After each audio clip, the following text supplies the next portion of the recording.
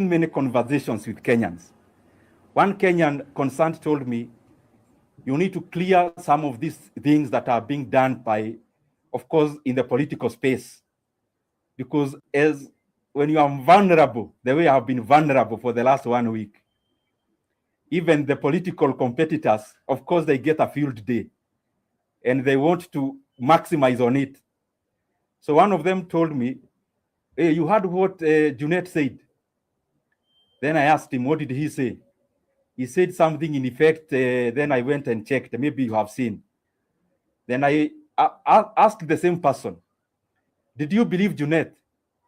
The person told me no. Then I told him that question has been answered, that it is not important for me to respond to such an issue where even Kenyans themselves, they know some of the people raising them, they do not trust them by themselves because of how they have handled other matters before. And therefore, humbly, I'll go to the other points without belaboring that one, because it's obvious. And I think you all know that when you are vulnerable, watu watachukua hiyo nafasi pia kukulima kisiasa. And I don't blame them because makosa ni yangu. The things I've been saying, to put it very plainly, especially matters to do with the economy and the running of the economy. There is no way you can do those things when you are supporting the government. It is obvious. Because if you are doing that, then you just give them your views. So I hope now with clarity is that I keep on giving alternative voices even in public and parliament. Because as Kenyans are very quite aware, we no longer support the government of the day and how it runs the affairs of the economy. But of course, people would want more, like some of the calls I've been having.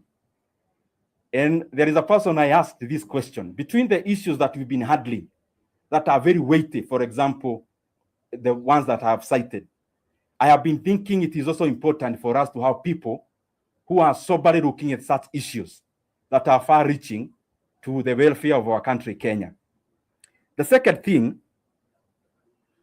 is that, and I'm addressing this issue of many people and Kenyans on social media and also calls, WhatsApp conversations, people are telling me, sasa lazima utuambie msimamo wako wa kisiasa. I have stated one categorically, which I'm sure you are all aware even before you came here, that there is no way I can speak the same things I speak about if I am still in government. But I also want to repeat, I cannot also blame anyone who would want me to keep on explaining the same matter, and especially the people in the political space, because they are doing their job as politicians to keep you on toes. Now, the biggest conversation is, which I've had in terms of feedback, then tell us, where are you? And I want to say this with a lot of humility. I was part of the team that campaigned around the country in the year 2022. And most of the times when I try to give alternative views and to criticize, the message that always comes to me loudly is, but you are part of these people. It is you who came to convince us. And out of that learning, probably, it has made me to be more cautious and reflective.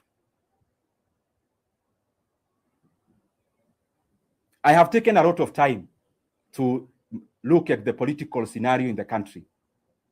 And I'm still taking that time because I would request and plead with Kenyans to understand my perspective.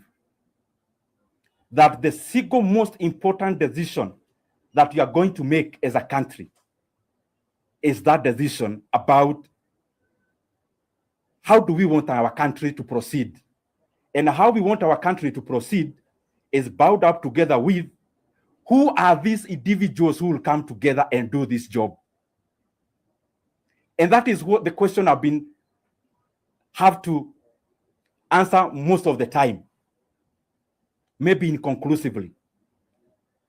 The reason I am taking time and have taken time is because for me, this decision is not about my political convenience.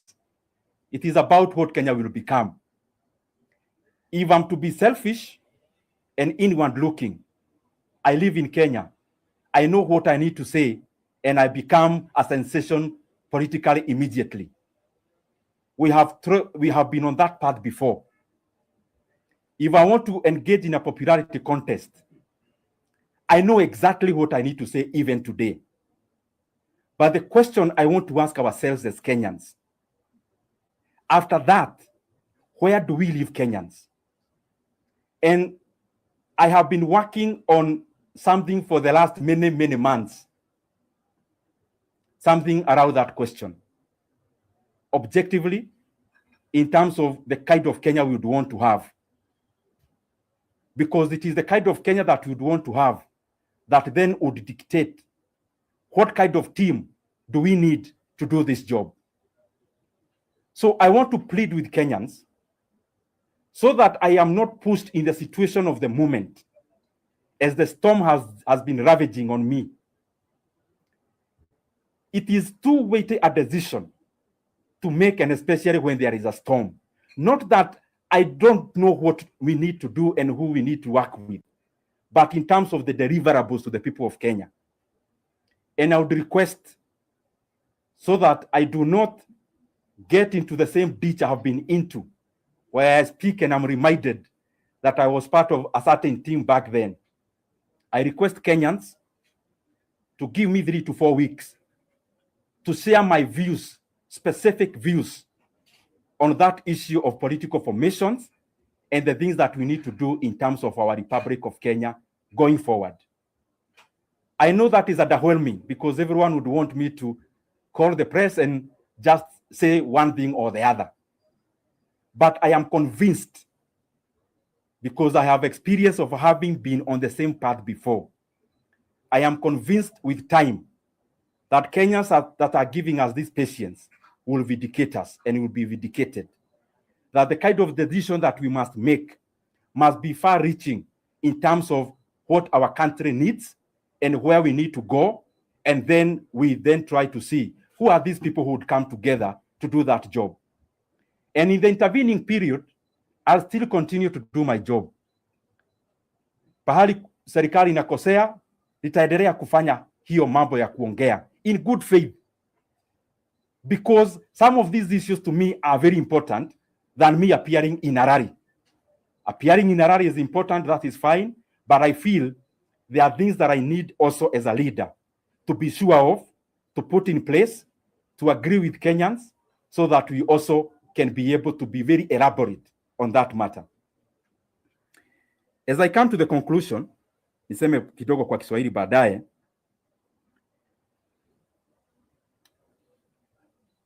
Kwa bahati ni kwamba viongozi wengi Kenya, hata wale wako katika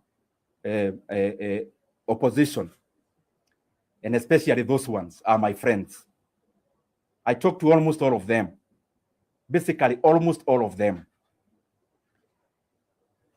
And the majority of them are my friends. But I'm also convinced that the decision that I should take must never be based on friendship to this person or the next. Must be a decision that I can be able to defend for many more years to come.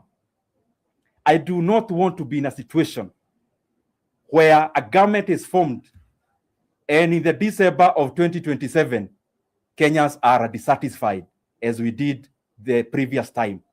And that is why I still plead. I need time, as I've stated, 3 to 4 weeks.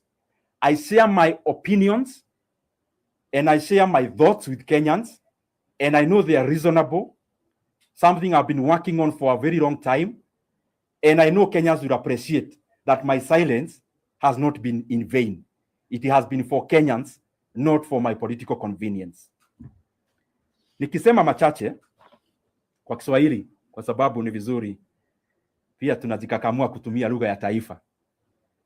Na najua pia hapa kuna watu ambao wanajua Kiswahili kuniliko, mtanikosoa na mniruhusu nichanganye kidogo kwa Kiingereza kiasi. Nataka nitumie fursa hii ya kwanza kutoa msamaha kwa Wakenya kwa disappointment ambayo nilisababisha wakati tulikuwa tunapiga kura ya finance bill pale bungeni last week. Ni vizuri niseme vizuri na kinagaubaga ya kwamba haikuwa nia yangu ya kukwepa wajibu wangu kama mbunge wa Kiharu na mbunge wa National Assembly. Na vile nimeeleza hapo awali,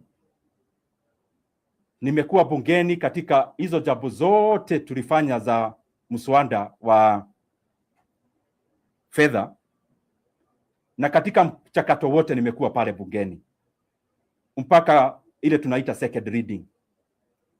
Na hapo second reading tukapiga kura na tukaitisha ile inaitwa mgawanyo ama division. Kwa bahati mbaya tukakuwa watu 27 wa bunge pale ambao walikuwa na maoni tofauti na yale ya serikali. Na vile mnajua ni kwamba kuita mgawanyo inahitaji kura 30. Na kwa hivyo tukapiga kura na ile inaitwa acclamation na ikaenda vile ilienda. Hiyo jioni nilikuwa nasafiri na nikasafiri na nilirudi actually the day before yesterday jioni, na pia ilikuwa safari ilikuwa ya kiumuhimu. Lakini si vizuri niendelee na kuexplain makosa ambayo ishafanyika. Ni vizuri kwanza niegemee hapo kwa msamaha zaidi. Na niseme nimepokea ujumbe an overwhelming feedback from the Kenyan people. Na katika maoni ya Wakenya nimeona mambo kadhaa. Na nitaongea tu machache kwa sababu ni vizuri ni clarify. Nikapata moja, Wakenya wananiuliza, wakati kumekuwa na kura kama hizi, kuna wakati mwingine umekuwa hauko bungeni. Kuongea ukweli ni kwamba katika mswada wote wa fedha ambayo imekuwa hapo awali, hata nikiweka ile ya last year ya 2025, mimi nimekuwa bungeni na nikapeana maoni yangu na nikapiga kura pale bungeni including 2025. Ya pili, nikaulizwa na Wakenya katika mtandao na pia katika simu, nikaulizwa na ile kura ya impeachment, nayo tunakumbuka pia. Na mkiangalia mtaona ya kwamba naibu wa rais Mheshimiwa Rigathi Gachagua hamujasikia pahali popote akilalamika. Ni kwa sababu hata yeye kama mwanasiasa mkongwe anajua kura ambayo iko kama hii inahitaji ile tunaita 2/3 majority. Hii kura hata ukiangalia zile zimeaguka katika Kenya, hata kwa counties, hazianguki kwa zile kura zimepigwa, inaanguka kwa wale wabunge hawajahudhuria. When you deny parliament the 2/3 majority, hapo ndio unatamatisha mswada kama huo. Na tumeona in the counties that have participated in those kind of situations. Ni vizuri pia niseme ya mwisho vile nilisema hapo na kimombo. Jana niliongea kwa simu na rafiki wangu mmoja anaitwa Councillor Josh. Wakati aliona naita press conference. Na akanieleza, wewe ujue ya kwamba hata ukitupea mambo ya finance bill, ile tunataka sana ni utuambie pia maneno ya siasa. Na pia nimepokea ujumbe kama huo kwa marafiki wengi, kama rafiki wangu Abdi wa Wajia, kuna rafiki yangu Dansan wa kule na Bale Busia, kuna